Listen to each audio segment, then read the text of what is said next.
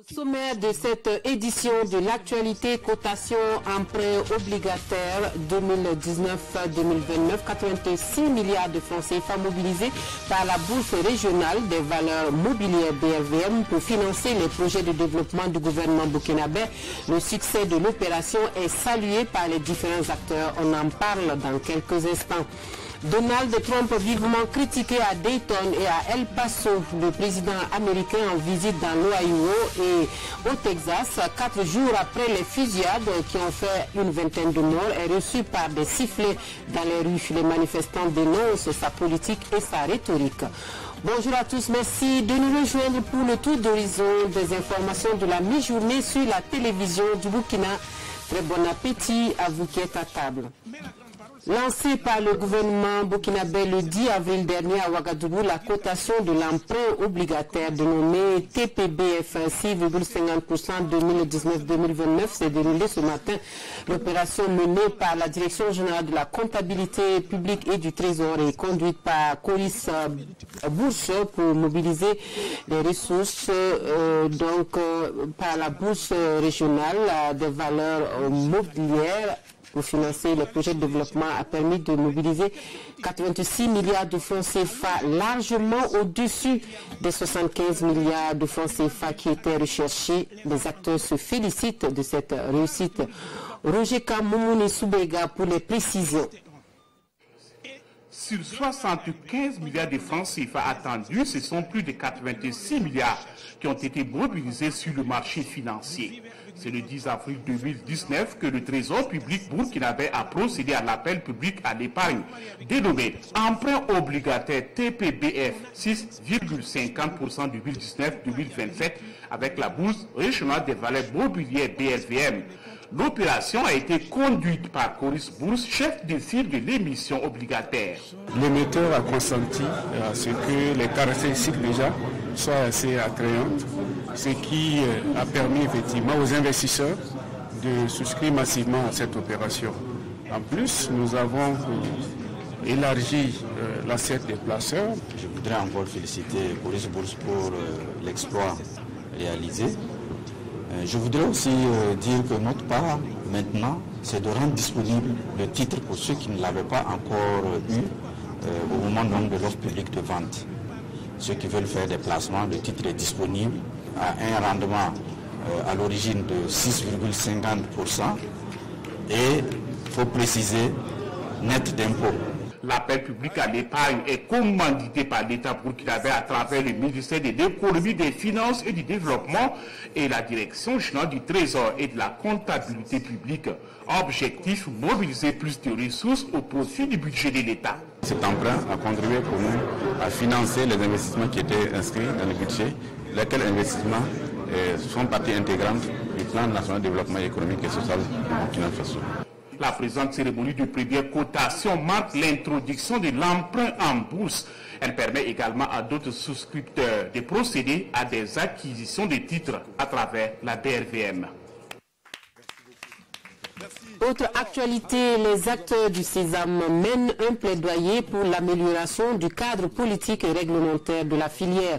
Le souhait, c'est que l'on facilite le dialogue et la collaboration entre l'État et l'interprofession Sésame pour booster la production et l'exportation du sésame du Burkina Faso. L'ouverture de l'atelier à Ouagadougou avec Salifou Belem et Oumou Sissé. Ils sont tous issus de la filière Sésame et ils ont pour ambition de renforcer leur collaboration avec l'État. Eux, ce sont les membres de l'interprofession Sésame du Burkina. À cette rencontre, ils seront outillés en technique de plaidoyer pour l'amélioration du cadre politique et réglementaire de la filière Sésame. Ce plaidoyer vise réellement à aider l'interprofession du Sésame afin d'améliorer son dialogue avec l'État et améliorer petit à petit le cadre réglementaire afin de booster la production et l'exploitation du sésame. C'est vraiment d'amener l'État à prendre les décrets et arrêtés qui vont permettre une application effective du cahier de charges du sésame à l'exportation. Nous attendons également que l'État mettre à notre disposition les prélèvements qui ont été faits sur les exportations du sésame. Ce qui favorisera la mise en œuvre du plan d'action de l'amélioration des pratiques agricoles du sésame. Un plan d'action qui permettra également au pays de se hisser à la première place des pays exportateurs de sésame.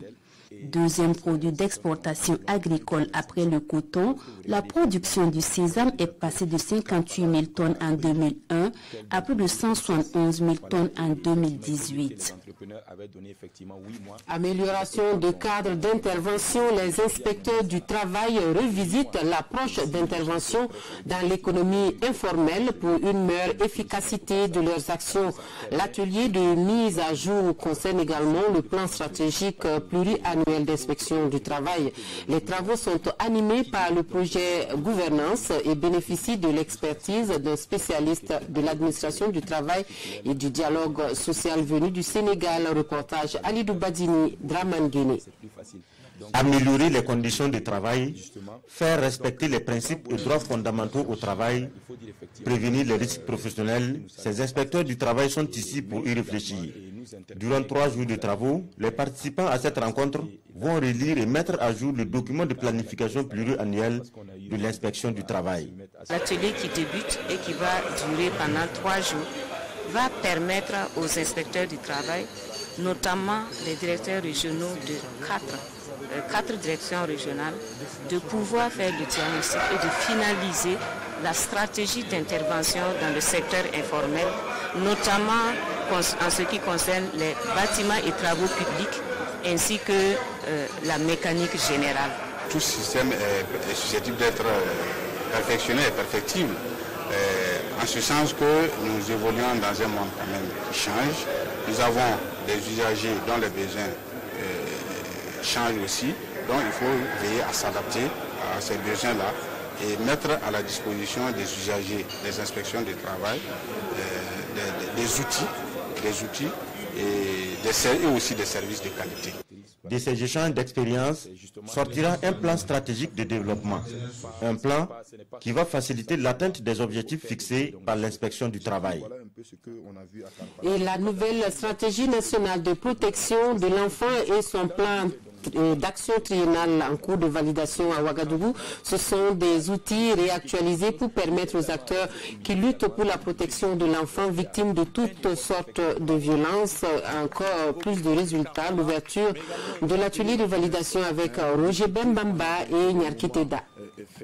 Environ 3 millions d'enfants âgés de 0 à 17 ans subissent toutes sortes de violences. Parmi ces enfants, 48,75% sont des filles, révèle une étude réalisée en 2018. Ces chiffres sont du ministère de la Femme, de la Solidarité nationale, de la Famille et de l'Action humanitaire.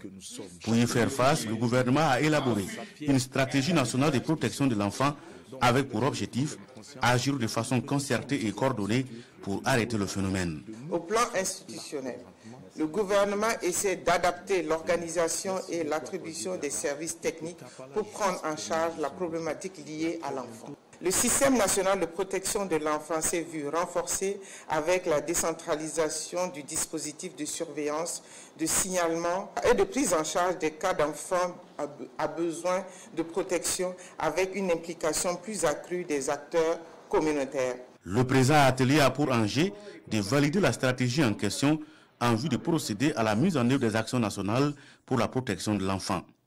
Des mesures spécifiques sont également prises en compte dans la présente stratégie, des mesures en adéquation avec le régime juridique burkinabé. Outre le budget de l'État, la stratégie bénéficie d'un appui de l'UNICEF et de Save the Children International. Ces partenaires s'engagent également dans la défense et la protection des droits de l'enfant au pays des hommes intègres.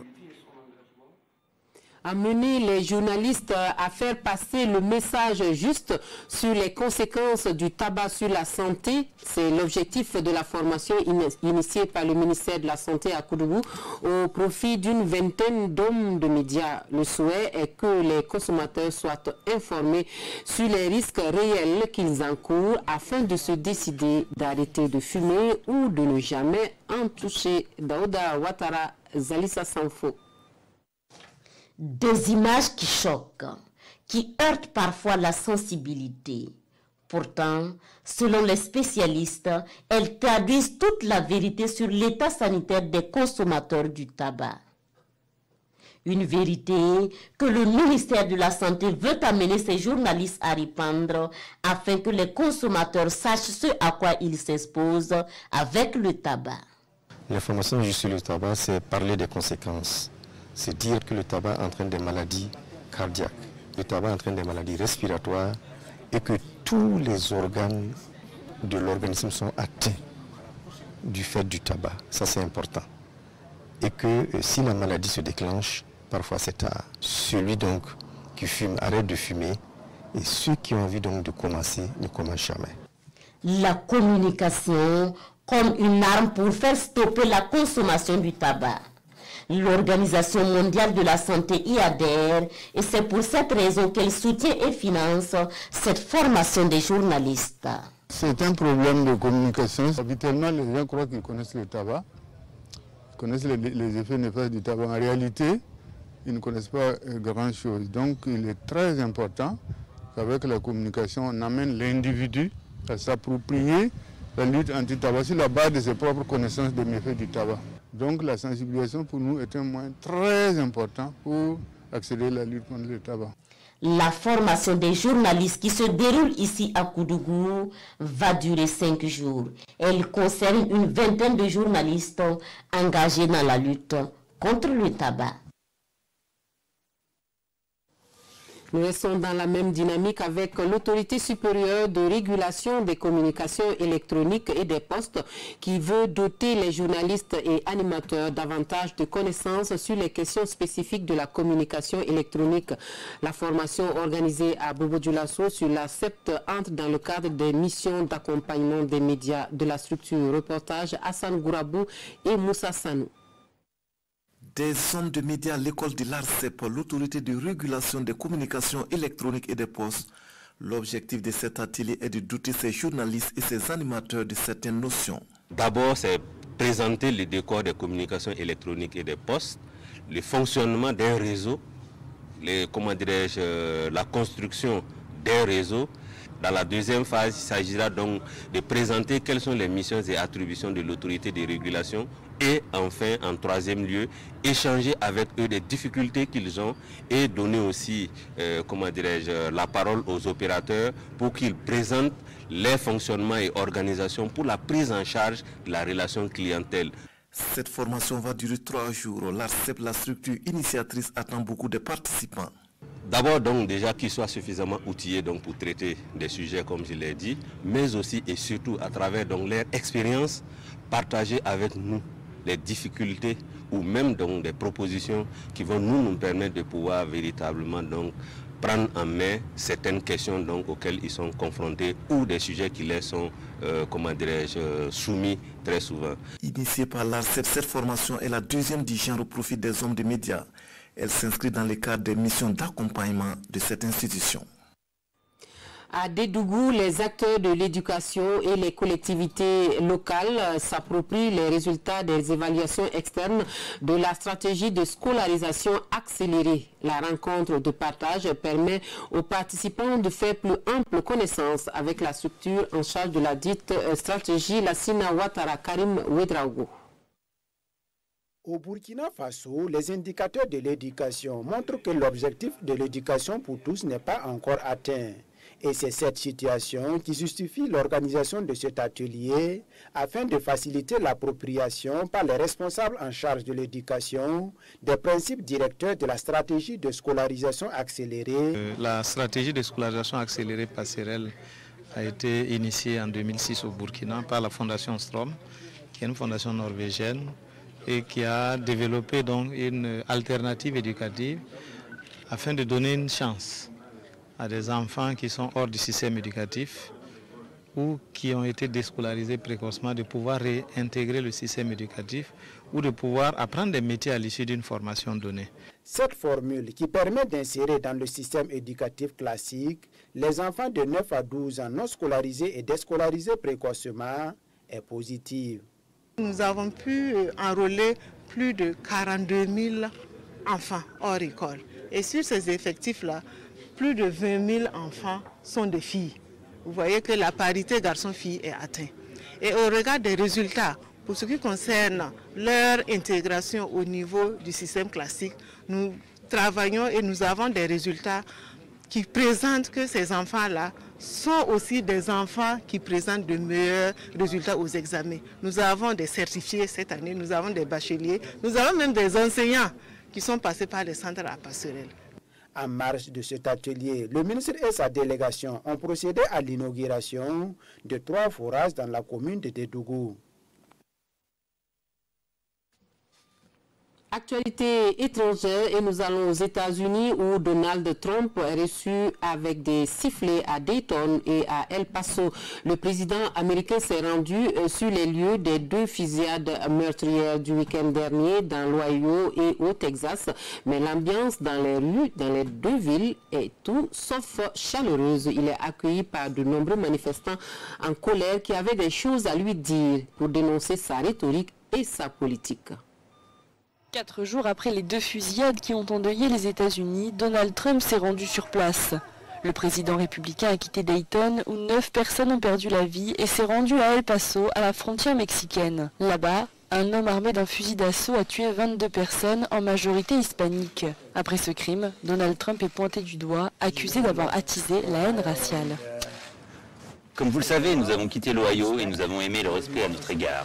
J'aurais aimé que vous soyez là pour le voir. Ils ont tous fait un travail incroyable. Les 2 endroits sont tout simplement incroyables. J'ai aimé l'enthousiasme, l'amour, le respect et aussi le fait qu'on me dise « Voyons si nous pouvons faire quelque chose ». Les républicains le veulent et les démocrates le veulent aussi. Avant sa visite, Donald Trump s'était dit préoccupé par la montée des groupes de haine, qu'il s'agisse de suprématie blanche ou de tout autre type de suprématie. Mais dans les 2 villes, des foules de manifestants se sont rassemblés pour condamner sa visite et son discours. Ces propos haineux ont inspiré des gens qui pourraient être enclins à la violence. Je vois un lien direct avec ce qui s'est passé. Si le président américain s'est prononcé pour un meilleur encadrement de la vente d'armes à feu, il n'a pas soutenu les appels en faveur de l'interdiction des fusils d'assaut. Dernier point de ce journal, la lecture croisée des quotidiens burkinabais, le procès du putsch manqué et le report du dossier sur l'affaire du charbon fin sont entre autres les actualités qui font débat dans les parutions de ce jour. La revue de presse avec Aimé Solange Digma. Le dossier sur l'affaire du charbon fin est renvoyé au mois d'octobre, annonce Sidoya. Un dossier qui a pourtant drainé du monde au TGI de Ouagadougou pour connaître les tenants et les aboutissants de l'affaire, constate le pays. Et dans les colonnes d'aujourd'hui au Faso, 2 raisons imposaient ce renvoi, l'absence d'un des magistrats de cette juridiction spécialisée et celle de la société IAM Gold et Sakane. Il appartient donc au procureur du Faso de prendre ses responsabilités pour qu'une personne qui est citée à comparaître devant une juridiction de se présenter par respect même pour la justice de notre pays, quitte à demander un éventuel renvoi, indique l'avocat de l'État burkinabé dans ce journal. Un procès qui, d'après l'Express du Faso, est un gros coup que la justice burkinabé vient de jouer, puisqu'il met en cause, outre les 2 sociétés, une canadienne et l'autre française, des directions générales de production et d'exploitation de l'or, des douaniers et un membre du gouvernement, en l'occurrence le ministre des Mines et des Carrières, qui pourrait être entendu si la Haute Cour de justice emboîte le pas à la Cour d'appel. Quoi qu'il en soit, dans cette affaire du charbon fin, quelqu'un doit démissionner, dira le quotidien. Même si la démission n'est pas burkinabé, il y a des affaires tellement lourdes de conséquences qu'on doit se l'imposer, insiste ce journal. Et ce quelqu'un, rapporte l'observateur Palga, c'est le ministre des Mines Oumari Idani, sur qui pèsent de forts soupçons selon l'UPC, qui, tout en saluant cette action forte de la justice et les journalistes d'investigation, formule le vœu que le procès aboutisse à des répressions exemplaires de ce grave crime économique. Autre procès, autre réalité, celui du putsch manqué a bel et bien eu lieu le 7 août 2019, indiquent les journaux. Ce fut le lieu pour le présumé cerveau du putsch de demander la clémence du tribunal. Siana Sidouaya, à tous ceux que j'ai offensés, je demande pardon, c'est le mot de fin du général Gilbert Diendéré, d'après Aujourd'hui au Faso. Un général qui se dit disposé du fond de sa cellule à apporter sa contribution pour la défense de la patrie, relève le quotidien. C'est tout pour les informations de la mi-journée sur la télévision du Burkina. Merci de nous avoir suivis. Très bon après-midi à tous.